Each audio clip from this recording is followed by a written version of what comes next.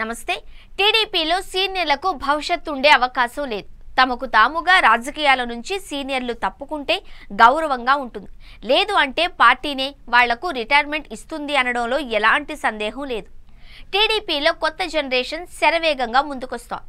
లోకేష్ రాజకీయ అవసరాలను దృష్టిలో పెట్టుకుని ప్రాధాన్యం ఇస్తున్నారు. అందుకే చంద్రబాబు సర్కార్లో కొత్త వాళ్లకు, అనుభవం లేని వాళ్లకు చోటు కల్పించడాన్ని చూడొచ్చు.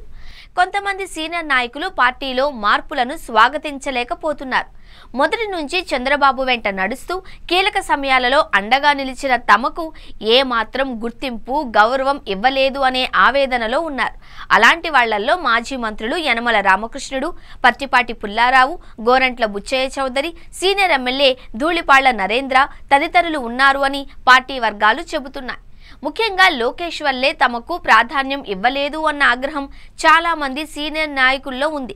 పార్టీకి కొత్త రక్తం ఎక్కించాలి అని ముఖ్యమంత్రి, టీడీపీ జాతీయ అధ్యక్షుడు చంద్రబాబు అనుకుంటున్నారు.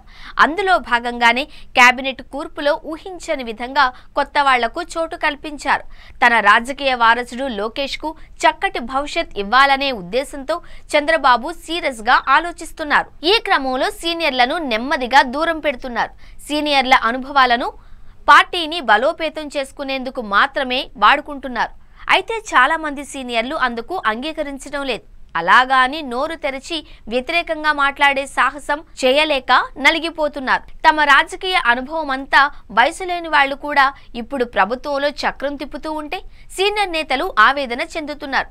అయితే మార్పును ఆహ్వానించలేని వాళ్లకు భవిష్యత్ ఉండదు అని చంద్రబాబు సున్నితంగా హెచ్చరిస్తున్నారు. కొందరు తెలివైన సీనియర్లు మాత్రం తమ వారసులను రాజకీయాల్లోకి తీసుకొచ్చి లోకేష్ టీంలో మెంబర్ చేస్తున్నారు. అలాంటి సీనియర్ నాయకులు మాత్రం కొత్త వాళ్లకు అవకాశం ఇవ్వాలి కదా అని మాట్లాడుతున్నారు. ప్రస్తుతం టీడీపీలో రాజకీయాలు ఇట్లా సాగుతున్నాయి.